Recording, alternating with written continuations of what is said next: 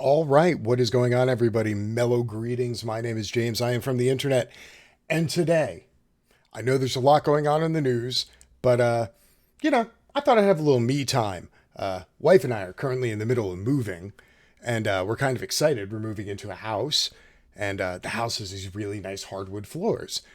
And, being all bougie now because, we're moving into a house, I thought I would look at some assisted technology to help us in the new house because I hear home technology is all the rage these days. Roomba, hardwood floors, cleans everything up. I hear good things. I mean, it's got like what, 4.5 stars? Yeah. And then I looked at the price, $799. And I was like, good Lord, $799 sounds like a lot of money. I guess I'll just like sweep or Swiffer or vacuum like a normal human being, like I have for the last 3-4 decades. My wife turns around and she looks at me and she goes, yeah, but is that really a lot of money? I'm like, yeah, it is. She's like, didn't Donald Trump pay less in taxes? Oh! Needless to say, it looks like I'm now going to have a Roomba. And of course, we're going to talk about Donald Trump's taxes. Good Lord, what the hell did you people think I was doing? Like, I'm going to sit here and talk about a Roomba all day. Come on. Donald Trump paid $750 in taxes. Straight up, people. I make memes for a living. Okay? People pay me to make memes. You know how ridiculous that is? It's ludicrously ridiculous. You know what's even more ridiculous than that? I paid more taxes than Donald Trump. What the shit? Are you serious? $750 in taxes. Good Lord. Ah. All right, well, let's take a look at it. Donald Trump paid $750 in federal income taxes the year he won the presidency. In his first year in the White House, he paid another $750. He had paid no income taxes at all in 10 of the previous 15 years, largely because he reported losing much more money than he made. That's it? So Donald Trump pays no taxes, and his excuse is because I'm a horrible business person who loses money every year? Really? Really? You sure he has no taxable income in there? Really? No taxable income? Okay. As the president wages a re-election campaign that polls say he is in danger of losing, his finances are under stress, beset by losses, and hundreds of millions of dollars in debt coming due that he's personally guaranteed. Also hanging over him is a decade-long audit battle with the IRS over the legitimacy of a $72.9 million tax return that he claimed and received after declaring huge losses. An adverse ruling could cost him more than $100 million. This does not make me sad at all. It doesn't make me sad at all. Why? Because I grew up in New York during the times of the Central Park Five. And then later on, I remember as he stiffed tens of thousands of working class people in New Jersey when he just refused to pay any of the money for any of his losing projects in Atlantic City, 3/4 of the way through going, way over budget. Drywallers, electricians, landscapers, painters, like the root and base of the working class, tradespeople who go out there every day and grind it out. And Donald Trump opted to not pay them because he is a piece of garbage. This is why I don't care if he loses and has to pay a $100 million summary judgment to the IRS, who, for the record, I am most assuredly not a fan of. The tax returns that Mr. Trump has long fought to keep private tell a story fundamentally different from the one he sold to the American public. His reports to the IRS portray a businessman who takes in hundreds of millions of dollars a year, yet racks up chronic losses that he aggressively employs to avoid paying taxes. Now, with his financial challenges mounting, the records show he depends more and more on making money from businesses that put him in potential and often direct conflict of interest with his job as president, which we all know is a secondary thing to him because you can only be president for 4 or 8 years, but you're a Trump for life. In response to a letter summarizing the Times' findings, Alan Garton, a lawyer for the Trump Organization, said that, quote, most, if not all, of the facts appear to be inaccurate, and requested the documents on which they were based. After the Times declined to provide the records in order to protect its sources, Mr. Garten took direct issue only with the amount of taxes Mr. Trump had paid. Quote, over the past decade, President Trump has paid tens of millions of dollars in personal taxes to the federal government, including paying millions in personal taxes since announcing his candidacy in 2015.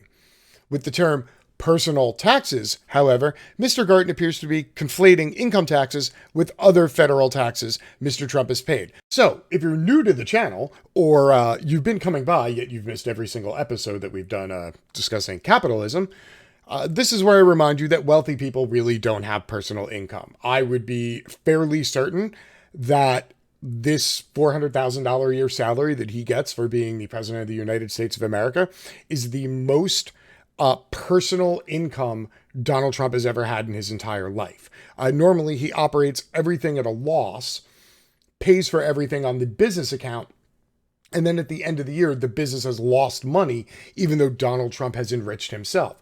For example, Trump Tower is a Trump property. It is owned by Trump Enterprises, not by Donald Trump. Now, Donald Trump happens to live inside that tower.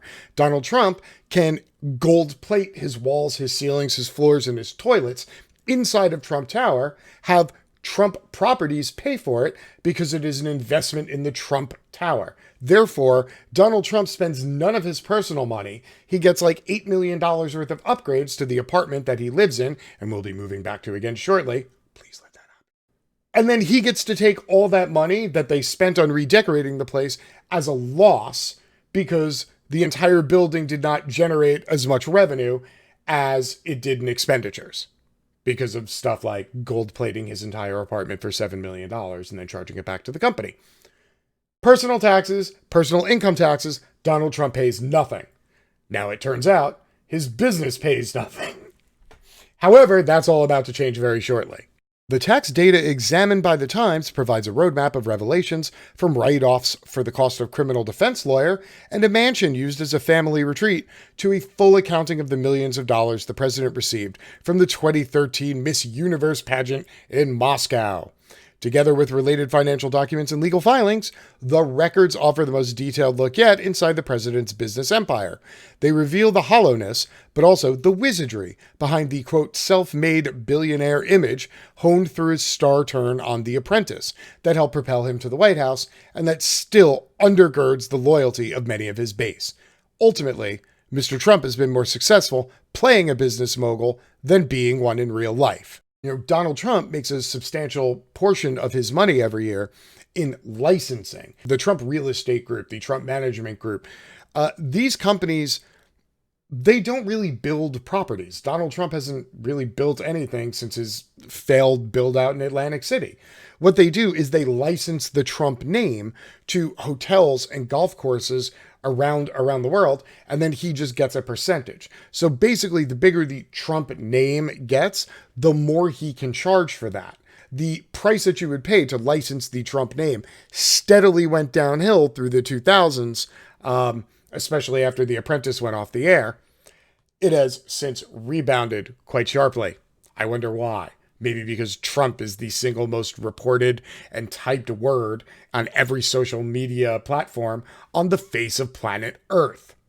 As the legal and political battles over access to his tax returns have intensified, Trump has often wondered aloud why anyone would even want to see them. Quote, "There's nothing to learn from them," he told the Associated Press in 2016. Now, here is the problem. Trump extended out his lines of credit, and it got to the point where all of the equity in the real estate holdings he had was not enough for the banks to guarantee him yet another loan. So he had to put down his own personal guarantee of the loans being paid back. There's been conversation that it's somewhere between $300 million and $400 million in personal loans that he is the personal guarantor for, that come due in the next few years. If you look at his business filings, according to those, he does not have the money to pay those back, which means he would lose his own personal share in Trump-related properties that he has had the Trump organization allocate to him as bonuses and deferred options rather than salary so that he hasn't had to claim a personal income. So real quick, let's take a look at how much money Trump has been making recently. He's done $1.9 billion in revenue during his first 3 years in office, which was a lot more than he was doing before he became president. On $1.9 billion in the first 3 years of his presidency, they cleared $470 million in profit, roughly 25%. Which is, a lot better than most investments will do in this day and age. Now, where is that money coming from? Most of it is coming from his real estate, a little bit of it coming from his golf courses, and everything else is a mere trickle. So most of it is coming from the rents that he gets to charge in buildings. Now, what is very interesting is that in the last 2 years, the reason that his income has gone up and the revenue has gone up hasn't been because of smart business dealings, or him managing to eke out more profitability from the same ventures that he had. It's because now he's selling off his real estate empire, the one that is generating the revenue that he actually has right now. He ditched his 4% stake in a Brooklyn housing project for $33 million. He sold 11 oceanside lots outside of Los Angeles for another $23 million. He offloaded 100 units inside the Las Vegas Tower, generating $17 million. A single condo on Park Avenue in Manhattan was sold to a woman who publicly boasts about her connections to government officials, brought in $15.9 million. A mansion in Beverly Hills, sold to a company connected to an Indonesian tycoon, produced another $13.5 million. Trump's team promised he would do no new foreign deals while in office, but then he sold $3.2 million worth of land in the Dominican Republic. And on and on and on, add it all up, all those transactions produced an estimated $118 million over 3 years. 10% of his total revenue was him selling off pieces of his most valuable revenue stream. It almost sounds like Trump is trying to get liquid again because he knows that he has upwards of $400 million in loans that he's personally guaranteed that he's going to have to pay back, regardless of whether or not he gets reelected into office. Damn. The flow of money has likely slowed down in 2020 thanks to the coronavirus, but the spigot hasn't shut off completely.